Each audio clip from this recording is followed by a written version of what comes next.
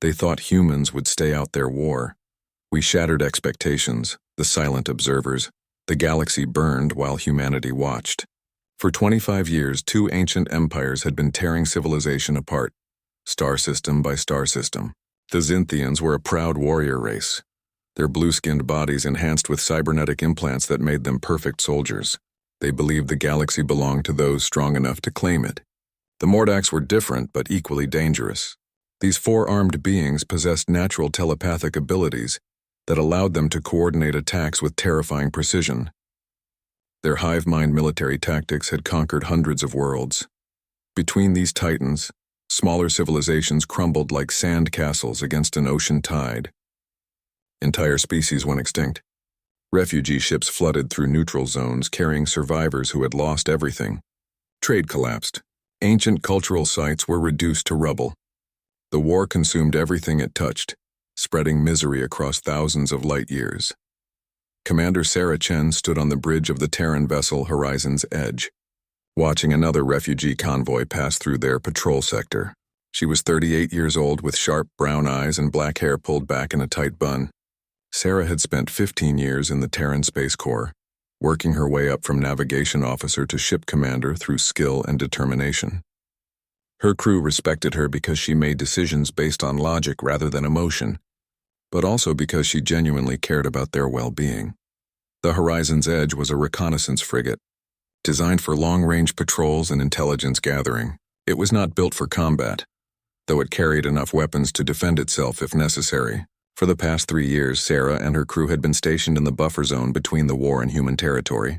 Their mission was simple: observe, report, and maintain Earth's official position of strict neutrality. Lieutenant James Rodriguez sat at the tactical station, his fingers dancing across holographic controls as he cataloged each refugee ship. He was 29, brilliant with computers, and had a talent for finding patterns in seemingly random data. James kept detailed records of everything they observed, building a comprehensive database of both empires' military capabilities, tactics, and weaknesses. He looked up at Sarah with frustration evident on his face. Another convoy fleeing the Xinthian advance. Families, children, elderly citizens who had done nothing wrong, except exist in the path of someone else's war. James asked the question that everyone on the bridge was thinking. How long would Earth continue to just watch while innocent people suffered? Sarah understood his frustration because she felt it too, but their orders were clear. Humanity was too new to galactic politics, too small to make a difference. Getting involved would only add Earth to the list of casualties. The Terran Federation had only joined the galactic community 40 years ago, when humanity finally developed faster-than-light travel. They were newcomers in a galaxy where some civilizations had been traveling the stars for millions of years. Earth's diplomats had worked hard to establish trade relationships and gain acceptance. When the Xinthian-Mordak War began, Earth's leadership made a calculated decision. They would remain neutral, protect their own colonies, and let the older races resolve their own conflicts.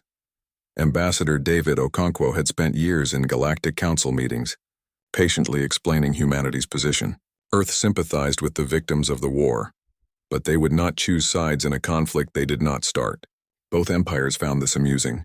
The Xinthian High Command considered humans to be soft and weak, barely evolved beyond their primitive origins.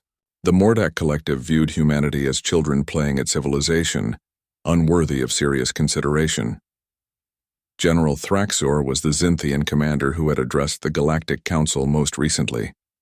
His cybernetic eye glowed red as he spoke, his voice dripping with contempt.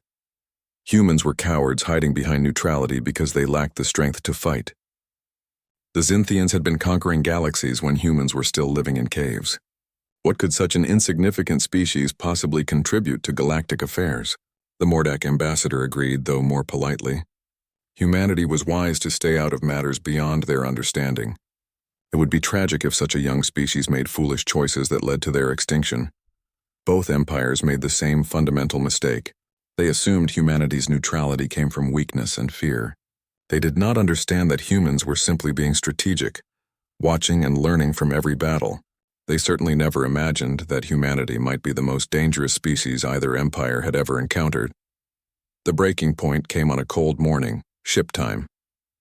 The Horizon's Edge was completing a routine patrol when the emergency broadcast came through. Sarah listened to the message with growing horror, her knuckles white as she gripped the command chair. A medical station called Sanctuary 7 was under attack. The station was in neutral space protected by international law. It housed 8,000 civilians, mostly refugees receiving medical treatment. There were children there, families who had already lost everything once. Now a Xinthian battle group had decided the station was providing aid to Mordak sympathizers. They were going to destroy it as an example. The station's administrator was begging for help, her voice breaking with desperation. They had no weapons and no shields strong enough to withstand a military assault. The Xinthians had given them 10 minutes to evacuate, which was impossible. Most patients could not be moved. Medical equipment keeping people alive could not simply be unplugged. Sarah made her decision in 5 seconds. She turned to her helmsman, a calm young woman named Lisa Park. Lisa was 26 with steady hands and nerves of steel. Sarah's order was clear and firm. Set an intercept course, maximum speed. Get them to that station before those 8,000 people died. Her second in command, Commander Robert Hayes, was 51 years old with gray hair and decades of experience. He reminded Sarah of their orders. They were supposed to maintain neutrality. Intervening would be a direct violation of their mission parameters. Fleet Command would not approve. Sarah looked at Robert with absolute certainty. Their orders were to protect human interests and uphold human values. Last time she checked, protecting innocent lives was a fundamental human value. She was not going to let 8,000 people die because some cybernetic bully had forgotten what honor meant. If Fleet Command wanted to court-martial her later, they were welcome to try. The Horizon's Edge engines flared to maximum power. The ship shuddered as it pushed beyond recommended safety limits, racing toward Sanctuary 7 at speeds that made the engineering crew nervous. James Rodriguez worked frantically at his station, pulling up every piece of intelligence they had on Xinthian tactics, weapons, and ship capabilities. If they were going into battle against impossible odds, he wanted to know exactly what they faced. Sarah stood on the bridge, watching the stars blur past on the view screen. She knew this moment would change everything. Once they engaged, humanity would no longer be neutral. Earth would be at war with one or both galactic empires. Her superiors might condemn her decision. History might call her reckless, but 8,000 innocent people were about to die, and she was the only one close enough to save them. That was all that mattered. The Horizon's Edge dropped out of faster-than-light travel at the edge of the combat zone. 3 Xinthian destroyers had surrounded the medical station, their weapons charged and ready. Sarah could see the station on her view screen. A massive cylinder rotating slowly in space. It looked peaceful and defenseless, exactly what it was supposed to be. A place of healing was about to become a tomb. Sarah opened communications on all frequencies, ensuring every ship in the system would hear her message. Her words were simple and clear. The medical station Sanctuary 7 was now under the protection of the Terran Federation. Any vessel that fired on it would be considered an enemy of humanity. They had 30 seconds to power down weapons and withdraw. The response from the Xinthian commander came back immediately. His voice was full of mockery. One small human ship could not stop them. They had their orders, and no primitive species would interfere. He gave Sarah one chance. Leave now or be destroyed along with the refugees. Sarah smiled, though there was no warmth in the expression. She looked at James and gave him one simple order. Show them what humans can do. What happened next would be studied in military academies across the galaxy, for generations to come. The Horizon's Edge was not a warship, but humanity had not been idle during 25 years of observation. Every weapon system had been upgraded with technology the Xinthians had never seen. The magnetic accelerator cannons fired, launching projectiles at relativistic speeds. The Xinthians relied on energy shields designed to deflect plasma and particle beams.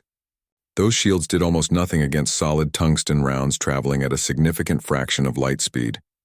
The first destroyer's shields flickered and failed. Rounds punched through the hull, causing secondary explosions that tore the ship apart from the inside. The other 2 Xinthian vessels turned their weapons toward this unexpected threat. But Sarah had anticipated that. She ordered the deployment of electronic warfare drones, small automated units that broadcast jamming signals across multiple frequencies. The Xinthians suddenly found their targeting systems scrambled, their communications disrupted, their sensors showing ghost images that were not there. In the confusion, The horizon's edge struck again. Missiles designed specifically to exploit weaknesses in Xinthian ship design found their targets with devastating accuracy. Within 6 minutes, all 3 destroyers were disabled or destroyed. The medical station was safe. 8,000 lives had been saved. But Sarah knew the real battle was just beginning. She ordered her communications officer to send a priority message to Fleet Command. The message was brief and honest. Neutrality was over. The Terran Federation had just engaged the Xinthian Empire in combat. Humanity was in the war now, whether Earth's leaders liked it or not. As the horizon's edge took up a defensive position around the medical station, Sarah looked at her crew. They had done something incredible today. They had also started a chain of events that would reshape the entire galaxy. The Xinthians and Mordax thought humans would stay out of their war. They were about to learn how wrong they were. The awakening storm. The news reached Earth within 8 hours. Quantum communication relays carried the story across human space faster than any ship could travel. Commander Sarah Chen's decision to protect Sanctuary 7 became the most talked about event in human history.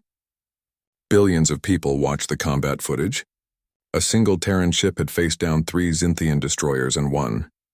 The reaction on Earth was divided but ultimately united behind one simple truth. Humanity could not stand by and watch innocents die. Admiral Marcus Webb sat in the command center deep beneath Terran Fleet headquarters in Geneva. He was 67 years old with silver hair, dark skin lined with age, and eyes that had seen more combat than most people could imagine. Marcus had been serving in the military since he was 18, working his way up through every rank. Now he commanded the entire Terran space fleet, and he had been preparing for this day for 20 years. Around him, the Joint Defense Council gathered.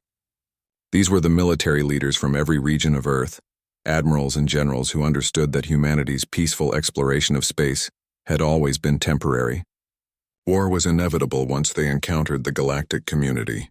The question had never been if humanity would fight, but when and under what circumstances. Commander Chen had made that decision for them, and Marcus supported her completely. The holographic displays showed the disposition of forces across known space. The Xinthian Empire controlled 300 star systems. The Mordax Collective held nearly as many. Between them, they commanded thousands of warships, millions of soldiers, and resources beyond imagination.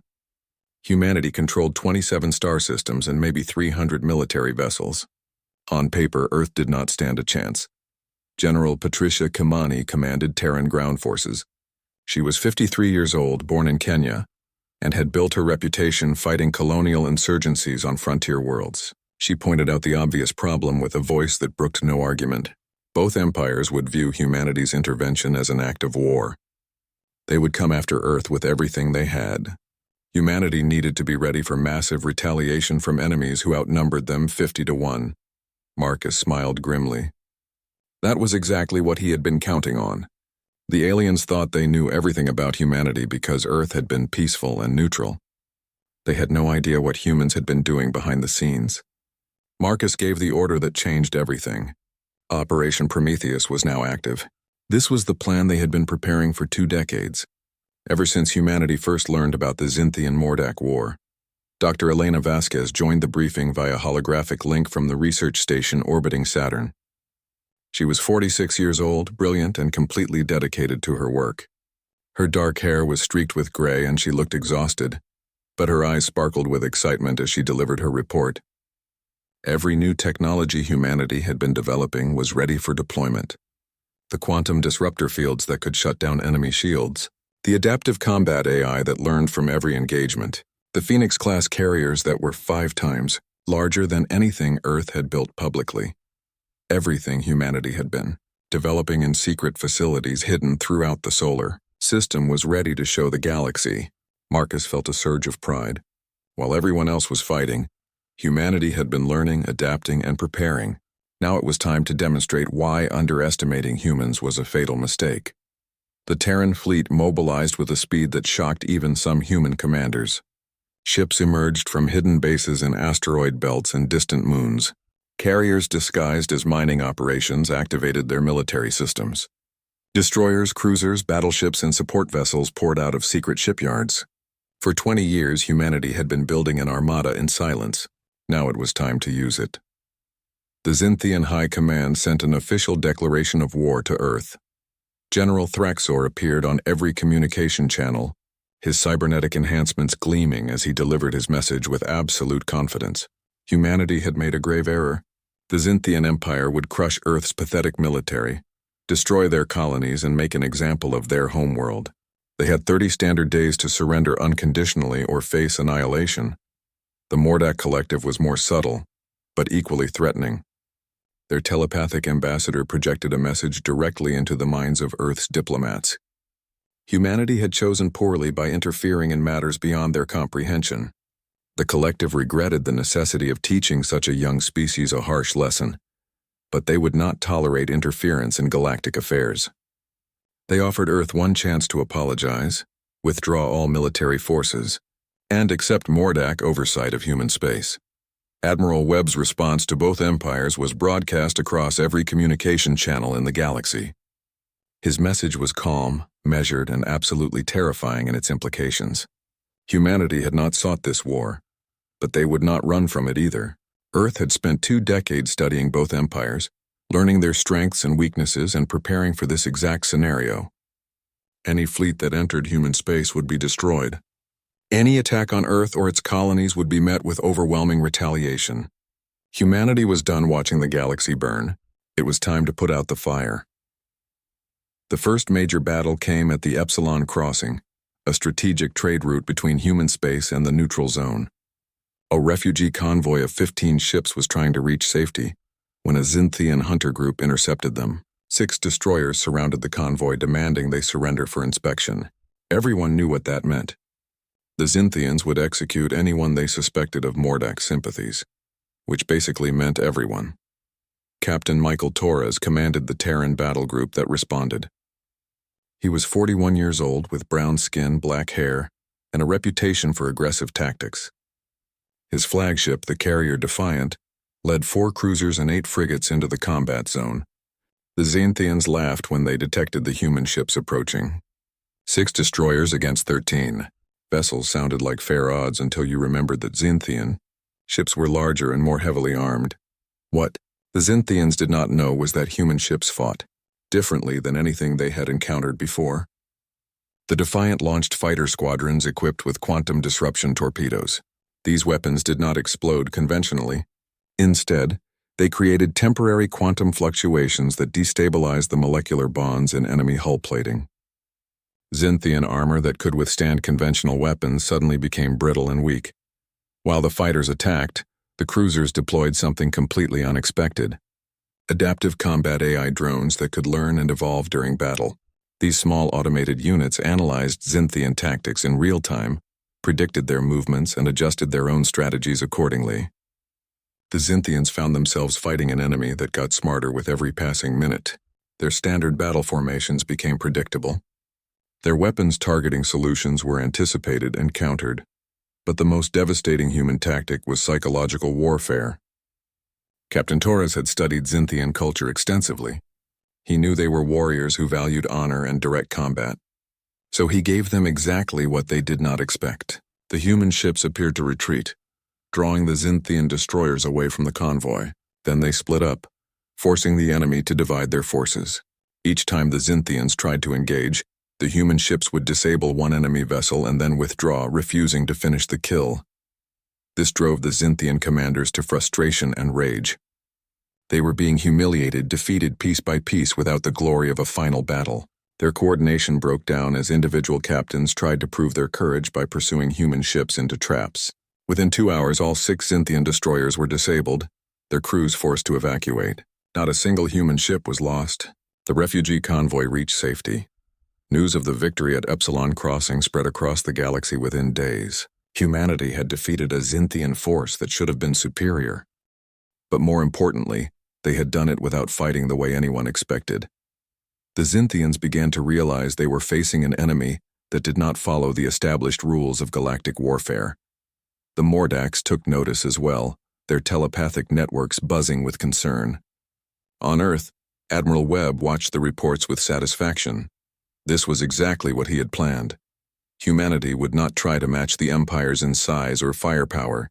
Instead, they would fight smarter, using innovation and unpredictability to overcome superior numbers. Every battle would be different. Every engagement would teach the enemy that humans could not be anticipated or countered using conventional tactics. Dr. Vasquez reported breakthrough after breakthrough. Human scientists were reverse engineering captured alien technology and improving it. They were developing weapons systems that exploited specific weaknesses in both Xinthian and Mordak designs. Most importantly, they were sharing this technology across the entire fleet instantly, something the hierarchical alien empires could never match. A discovery made on one ship became standard equipment throughout the fleet within days. General Kamani deployed ground forces to defend key colonies. Her soldiers used powered armor that combined the best of human engineering with adapted alien technology. They fought with tactics that confused alien invaders. Humans did not hold territory the way other species did. They moved constantly, struck from unexpected angles, and used the environment as a weapon. Xinthian ground forces trained for direct assault found themselves fighting an enemy that refused to meet them head-on. The Mordak Collective attempted to use their greatest advantage against humanity. Their telepathic coordination had always given them an edge in battle. They could share information instantly, coordinate attacks perfectly, and react to threats faster than any species that relied on conventional communication. They believed this would let them defeat the humans easily. What they discovered instead was terrifying. Human minds were resistant to telepathic intrusion in ways no other species had been.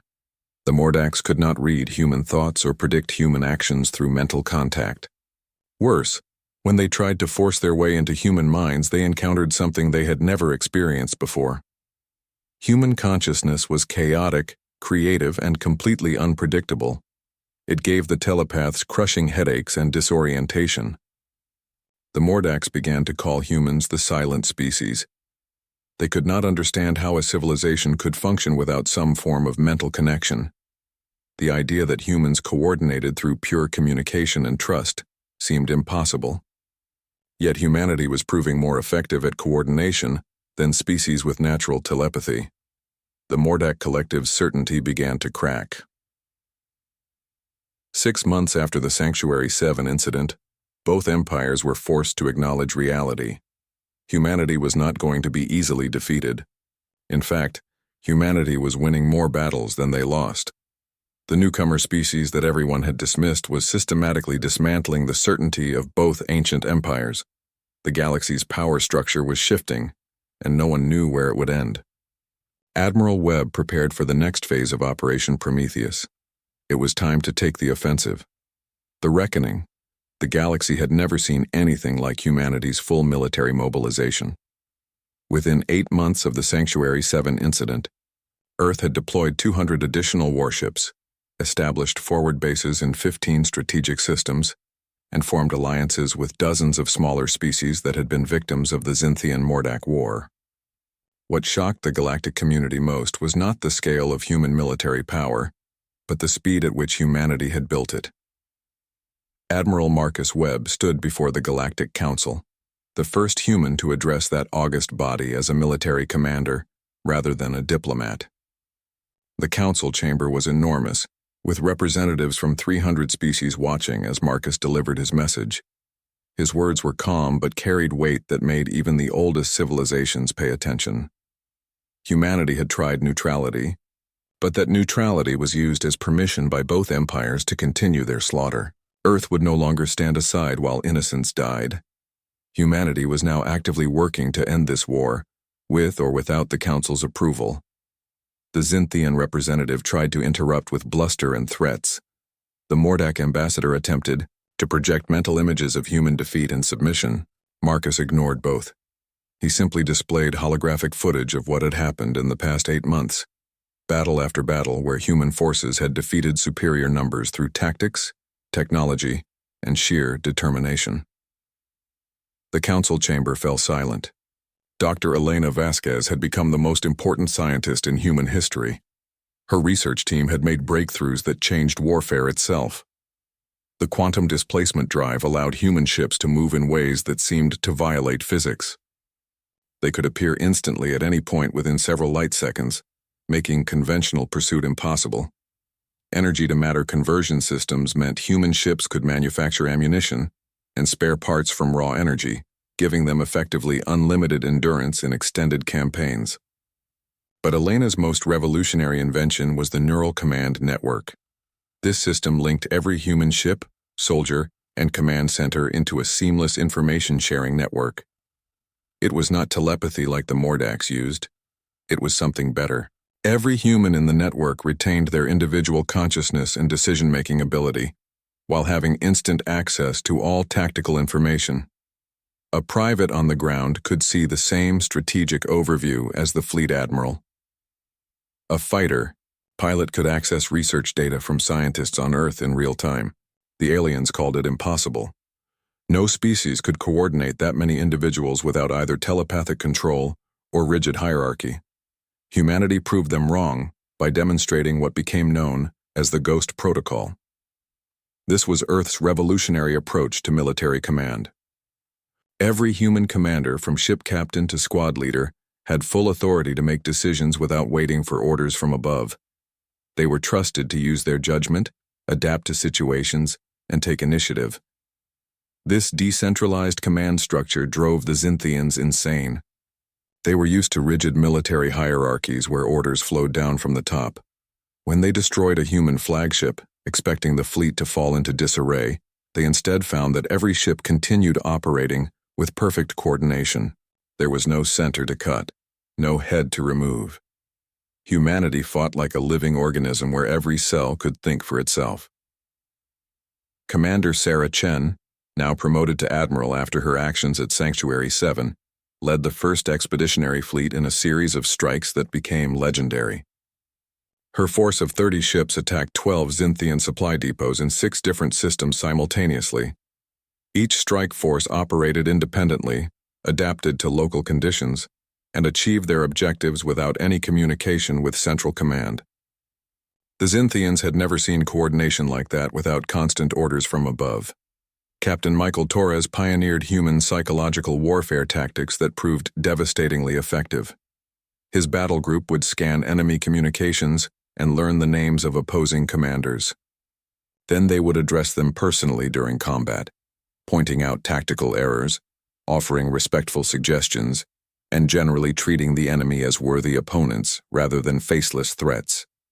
This confused the Xinthians, who were used to being treated as monsters, and drove them to make emotional decisions instead of tactical ones. The Mordak Collective attempted a massive telepathic assault against human forces at the Battle of Sigma Station. 3 of their hive ships, each carrying 10,000 telepathic warriors, concentrated their mental powers on a human fleet of 15 vessels. The goal was to overwhelm human minds with fear, confusion, and despair. What happened instead became a turning point in the war. Lieutenant Commander Jackson Wright was a communications specialist aboard the carrier Indomitable. He was 32 years old, with red hair and green eyes that sparkled with curiosity. When the Mordak telepathic assault hit, Jackson did not try to resist it. Instead, he did something the Mordaks never expected. He broadcast human culture directly back at them. Music, art, literature, emotions, memories, and dreams. The chaotic, beautiful mess of human consciousness flooded into the Mordak collective mind. The effect was catastrophic for the telepaths. Human minds were too diverse, too creative, too individually unique. The Mordaks, who shared thoughts seamlessly among their own kind, could not process the contradiction of human consciousness. Each human was separate but also part of something larger. They cooperated without losing individuality. The concept broke something fundamental in Mordak understanding. The hive ships withdrew in confusion, their telepaths suffering from sensory overload. General Patricia Kamani led ground forces in the liberation of occupied worlds. Her soldiers did not just fight, they healed. Human medical teams provided care to civilians of all species. Engineers rebuilt infrastructure destroyed by the war. Teachers established schools and refugee camps. Humanity demonstrated that their goal was not conquest, but peace. This won them allies across the galaxy. Species that had been neutral began providing intelligence, resources, and safe harbor to human forces. The decisive moment came at the nexus point. a strategically crucial system where major trade routes converged. Both the Xinthian Empire and Mordak Collective had been fighting over it for 3 years, neither able to gain permanent control. The system was a graveyard of destroyed ships and shattered stations. Thousands had died fighting over this single point in space. Admiral Webb committed the entire Terran fleet to taking the Nexus Point. It was a massive gamble. Every available human warship, every carrier, every destroyer, every frigate converged on that one system.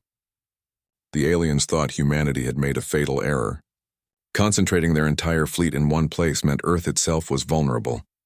Both empires sent forces to attack humanity's homeworld while their military was away. What the empires did not know was that Earth's defenses had been prepared for exactly this scenario. The solar system was ringed with automated defense platforms, each equipped with weapon systems that made conventional warships look primitive. The moment alien fleets entered the solar system, they were met with overwhelming firepower from every direction. Missile swarms numbering in the millions launched from hidden stations. Energy weapons fired from orbital platforms around every planet and major moon. The aliens had never seen defensive coordination on this scale. At the Nexus Point, Admiral Webb deployed every tactical innovation humanity had developed. Quantum displacement drives allowed human ships to appear and disappear across the battlefield, striking from impossible angles. Adaptive AI drones learned and countered enemy tactics in real time. Electronic warfare systems disrupted both Xinthian and Mordak communications, forcing them to fight blind. The neural command network meant every human ship operated with perfect coordination, while maintaining tactical flexibility. The battle lasted for 14 hours. It was the largest engagement in galactic history, with over 600 ships participating. Human forces were outnumbered 3-1 by the combined Xinthian and Mordak fleets, but numbers did not tell the whole story. Humanity fought with innovation that neither empire could match. They used the debris field from previous battles as cover. They hacked enemy systems and turned ships against each other. They targeted command vessels with precision strikes that decapitated enemy coordination.